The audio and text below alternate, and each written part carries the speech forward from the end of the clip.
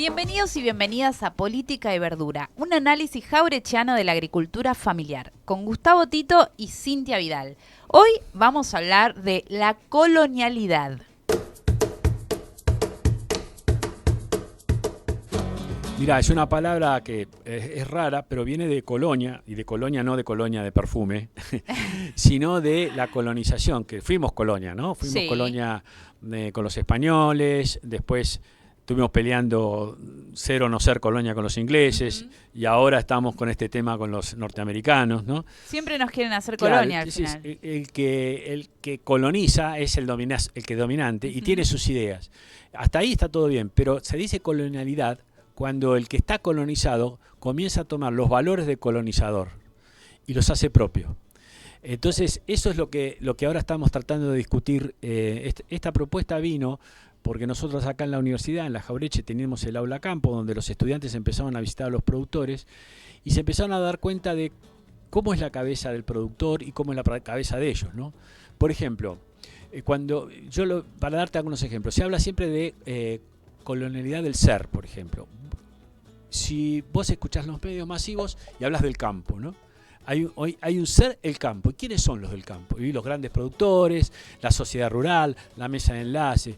Y siempre queda como relegada, sin ser vista, la agricultura familiar, ¿sí? Entonces, ¿por qué? Y porque el campo ese responde a las más grandes multinacionales. O sea, y nosotros nos metemos en la cabeza que el único productor posible es aquel que tiene grandes estancias y el pequeño es una cosa, incluso un reducto y hasta ni siquiera un agente productivo. Y hay veces que el mismo productor se la cree. Vos fíjate, hay productores que quieren ser parte del campo. Yo, por ejemplo, en una charla que tengo con Federación Agraria, que supo tener al productor más chiquito, y ellos dicen pequeño y mediano productor. Y no, generalmente ellos responden al productor empresarial, pero hegemonizan el tema y no ves, también hablan de colonialidad del ser, no se visibiliza el sector. Por ejemplo, el concepto de periurbano. El concepto de periurbano para el centro del poder, para el poder de la ciudad, es el afuera. Es la parte que hay que urbanizar. Es la parte que es bárbara, si lo querés. En cambio, en el periurbano justamente está instalado el cordón de alimentos y no se visualiza. Entonces, y cuando un intendente asume, dice, bueno, lo que tengo que hacer son el country, porque, bueno, entonces o los barrios cerrados o los barrios populares, y él tiene en la cabeza que la urbanización es la única forma de progreso y no tiene el campo en ese sentido. Y eso viene de la colonia, ¿no? De cómo nosotros tenemos una fe ciega en lo que es el eurocentrismo, ¿no? Cómo pensamos como los europeos, digamos, y no pensamos como nosotros. Es muy importante eso porque se habla de la colonialidad del poder. Bueno, ¿quién tiene el poder? Acá, por ejemplo, si vos te sentás en la academia tiene un poder inmenso. Incluso para estar dentro de la academia tenés que publicar en inglés, ¿sí? Porque si publicás en inglés es mejor, tiene más nivel. Se llaman papers. Papers. ¿No le llamamos? No, es papeles. Notas, papeles, artículos. ¿Viste? Y ya tenemos en un lenguaje que respondemos a la academia. Imagínate cuando nos encontramos con el saber del productor. Ese no es un saber, es una validación puntual. Claro. Mirá, ahora últimamente estuve hablando con un instituto de investigación del INTA en donde les propuse trabajar para validar lo que ellos investigan en campo de productores. Me dijeron, no, nosotros necesitamos trabajar en laboratorio, publicamos y validamos muy de vez en cuando, ¿sí? Por alguna duda que nos cabe. O sea que en realidad están colonizados, migrando al norte, publicando en inglés, cuando tenés un montón de gente que necesita esa respuesta, ¿sí? Pero el investigador también, nosotros tenemos ese tema de la colonialidad, ¿sí? Entonces, de que el poder lo tiene aquel que nos colonizó o es parecido a aquel, ¿no? Entonces, el desarrollo, ¿dónde está? En los países desarrollados. ¿Y nosotros qué somos? En desarrollo. ¿Y por qué? O sea, nosotros tenemos que ser como ellos, sí o sí, no queda otra, y estamos en el camino a hacerlo o no lo hacemos. Y eso es colonialidad, porque vos entraste en esa carrera, no decís, no, yo soy un país aparte, distinto, variado, de ahí estuvo la propuesta del tercer mundo, ¿no? De los no alienados, una propuesta distinta teniendo valor. Ahora los países africanos del sur de Sahara están pensando en eso, dejaron de rompieron sus lazos con el cordón umbilical con Francia y están en un proyecto de desarrollo. Eso a nivel país, pero nos pasa cotidianamente. Nosotros tenemos en la cabeza algo muy sencillo. Por ejemplo, Europa y Argentina. Europa de Moscú a Madrid a la misma distancia que La Quiaca a Ushuaia. Y nosotros pensamos en el mapa, si vos mirás el mapa mundi, Europa es más grande. No, Argentina es el cuarto país más grande del Claro, mundo. pero o no sea, figura en esa proporción en el mapa mundi. No. Fíjate cómo hicimos un mapa que lo seguimos planteando. Recién ahora planteamos a la Antártida como territorio, Argentina como bioceánica. Y si fuera así, entonces Argentina llega de Moscú y hasta las Islas Azores Bueno, a nivel europeo. Y así nos pasa cotidianamente. ¿cómo aparece la colonialidad en la forma en la que producimos los alimentos? Bueno, justamente los alimentos multiprocesados, ¿sí? Los que vienen con mucha información, el marketing, ¿viste? Eso hace que vos comas lo que te dicen los medios. Y los medios son el poder que te va influenciando en cómo poder. Hay toda una resistencia a eso, que es la producción de alimentos sanos, ¿no? Pero, por ejemplo, básicamente, vos hoy agarrás a un pequeño productor convencional, hortícola, y él te dice, bueno, yo necesito producir, compro los agroquímicos porque sé que es lo seguro. Siento yo no me puedo arriesgar a hacer agroecología porque tengo que pagar el alquiler. Eso es muy común.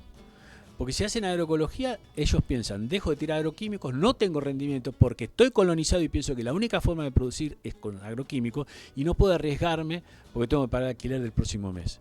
Porque yo estoy seguro, sin saberlo, que la agroecología es menos rendimiento. Ese saber no es un saber del productor, comprobado, es impuesto, claro. es impuesto. Porque el mismo productor, cuando empieza a probar técnicas agroecológicas que son prescindientes de agroquímicos, comienza lo que nosotros llamamos la transición. Fijaste hasta dónde se metió la colonialidad del saber. El saber es la etiqueta del agroquímico, la propaganda que te aparece. Vos abrís los suplementos rurales de los diarios masivos y es potencia, fuerza, ¿sí? Te imponen la zona núcleo, la zona importante. Incluso ahí no se ven los periurbanos. Pero tanto es así que cuando hacemos los censos agropecuarios, nunca censamos bien la producción periurbana y ni la agricultura familiar en lugares remotos. No está el instrumento preparado. Fíjate, una política pública está preparada solamente para la exportación, para medir dónde están los productores de exportación. Estamos respondiendo al que va a comer nuestros alimentos, que es el colonizador. Hasta eso llegamos, no podemos hacer un censo adecuado. Una idea interesante tuvo Brasil, y siempre la tuvo, que armó dos ministerios, el Ministerio de Desarrollo Rural y el Ministerio de Producción Agraria o Agraria, no me acuerdo el nombre. Uno era bien para los agronegocios. Yo entré a la experimental de Río Grande do Sul y decía en un mismo cartel, agronegocios y agricultura familiar. Parece una contradicción. No, tenía especialistas para los dos temas. Pero el que era agricultura familiar no era un empresario venido a menos. Era agricultura familiar y tenía que seguir siendo agricultor familiar, no transformarse en pyme.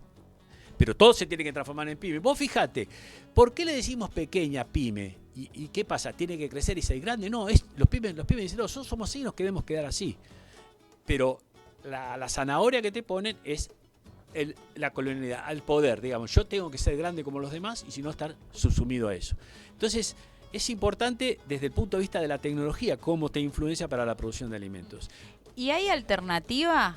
¿Cuál es la alternativa que propone este sistema? Porque también, incluso, y volviendo a los productores, muchos dicen esto que vos decís de no poder salirse, por más de que quisieran o que les parece más adecuado. Pero ¿cuál es la alternativa real para el pequeño productor, para nosotros, para quien sea que realmente quiera salirse, sobre todo del circuito de pensamiento, ¿no? Después todo lo demás. Sí, desde la universidad el esfuerzo que estamos haciendo es poner en discusión este tema como una alternativa para un camino a desandar.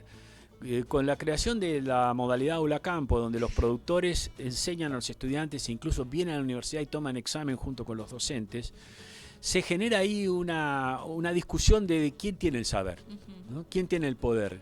¿Quién es el colonizador y colonizado? Yo tengo esto porque... Y ahí uno empieza a ver lo que dice Freire, ¿no? De analizar la vida cotidiana en forma crítica. Eso desde el punto de vista educativo es interesante, pero después hay hechos fácticos y concretos. nosotros cuando generamos un circuito alimentario localizado de alimentos sanos, con una feria, con los productores cercanos, ahí generamos como un núcleo de discusión y un consumidor que empieza, que incluso está concientizado y potencia, ¿no?, los consumidores responsables, etcétera. Entonces me parece que esas experiencias me parecen alternativas y menores. ¿Qué hace la colonialidad? Incluso a la gente, a los pares, no, bueno, la feria, los productores a veces dicen, no, la feria... Bueno, voy una vez, pero después no compro en el súper. O el productor dice, yo quiero que venga el camión y me lleve todo. Claro. Y va a venir el camión y te lleva todo porque vos pensás como el gran productor empresarial, pero no va a venir el camión, y menos cuando hay malaria. Entonces empezás a diversificar la producción y buscarle la vuelta. Entonces, cuando vos haces sus análisis crítico y cotidiano de cómo enseñás, de cómo producís, de cómo te relacionás con la gente, y ver si tus ideas son tuyas y de tus pares o vienen importadas, ya es un paso. Y después, con ejemplos concretos, como dicen los productores, probando se sabe. Animarse a probar, a innovar, a ver qué es lo que está pasando. Y a veces desde el conflicto surgen esas oportunidades, ¿sí? Por ejemplo...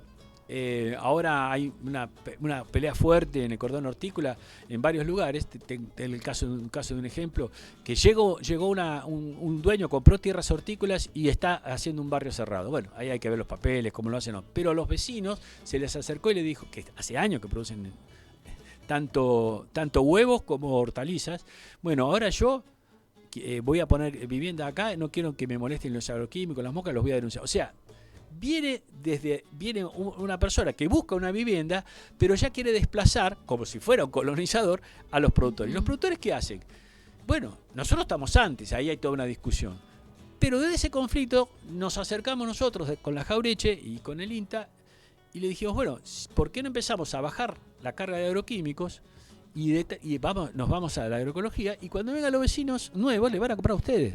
Vos fíjate, había que sacar el eje, ellos tendrían que decolonizarse con respecto al tipo de tecnología de producción y valorizarse como ser, como productor para producción de alimentos. Es un trabajo de descolonización que estamos tratando de hacer, ¿no? Y que la otra persona entienda que el productor no es un contaminante, sino es el que te da alimento, ¿sí? Él tiene metido muy la urbanización encima de las que vemos en las películas, digamos, ¿no? Pero necesitas estar en armonía con aquel que produce alimento. Bueno, esto es la discusión política que hay que dar. Nosotros ahora de la Jaureche y con mi amigo Osvaldo Capanini, que es un lector de Rodolfo Kurz, de Dussel y toda esa gente que habló de la colonialidad, vamos a dar, organizado por los estudiantes, varias charlas para la comunidad y con el apoyo fuerte de institutos sociales y de vinculación territorial. Pero sugerimos que esto lo hagan los productores de sus organizaciones, que discuten de quién son las ideas, cómo es las ideas, qué pasa, lo que está en inglés viene mejor, lo que o no necesariamente, quién sabe el conocimiento, por qué no valoramos lo que sabe el productor generación tras generación y lo ponemos en valor. Bueno, esa es parte de la tarea que hay que hacer para lograr romper con este concepto, ¿no? Sí, en la medida de lo posible. También pensaba en esto del conocimiento. Es fija que en inglés encontrás muchísimas más cosas. También hay un acentuar o un seguir perpetuando, ¿no? No nos quieren libres, descolonializados, antipatriarcales. No nos quieren así. Es tan fuerte. Acordate del COVID. El COVID decían que las vacunas rusas y chinas no eran tan buenas como las norteamericanas. ¿Y desde cuándo vos empezás a defender eso sin saber? Porque estás colonizado, ¿entendés? Y al final las vacunas rusas nos salvaron en la primera etapa de la pandemia. Entonces, es muy fuerte en lo cotidiano ese tema, ¿sí? No solamente en el lenguaje, sino en quién tiene el poder, cómo miramos a partir de ahí, ¿sí? Si yo me paro en una quinta prolija, sin ninguna maleza, y veo hectáreas y hectáreas de lechuga, digo, esto es lo que hay que hacer. Bueno, pero ahí tenés una concepción de gran latifundio, y a veces no te da el cuero para eso, tenés que diversificar, dejar maleza para controlar las plagas, usar menos agroquímicos, y ahí te cambia esa manera. Pero alguien te dijo que esa era la única manera de producir. El medio masivo, todo, y viene de esta colonización que tenemos como haber estado colonizado por los europeos y ahora por los norteamericanos, ¿no? Entonces nos parece muy importante ir rompiendo eso, los países del primer mundo. Bueno, nosotros tenemos un tercer mundo muy rico, tiene mucha riqueza, mucha cultura, eso no tiene que ser borrado. Y cada tanto se acuerdan y nos vienen a saquear. Claro, porque después es funcional y somos funcionales, ¿viste? Después vos tenés funcionarios que te dicen, ¿cómo no le vamos a vender a Estados Unidos toda la carne que ellos quieran? ¿Viste? ¿Por qué? Porque son los Estados Unidos. Entonces los productores nuestros se empiezan a desesperar porque pueden vender. Y resulta que tenemos 40 millones de personas que, si analizamos un mercado interno, como ya lo hicimos, podemos manejarlo incluso más regionalmente. Vendernos y vivir con lo nuestro, como decía Aldo Ferrer. Pero eso es decolonizarnos. Por eso es importante, queríamos contar en Política de Verdura este concepto que nos pareció revelador y bueno, y que recién lo estamos aprendiendo nosotros. Importante, sobre todo para pensar esto, hasta dónde es inevitable y lo transformador que pueda llegar a surgir. Very important. Uy, ¿viste? No, se te salió. Sí, sale.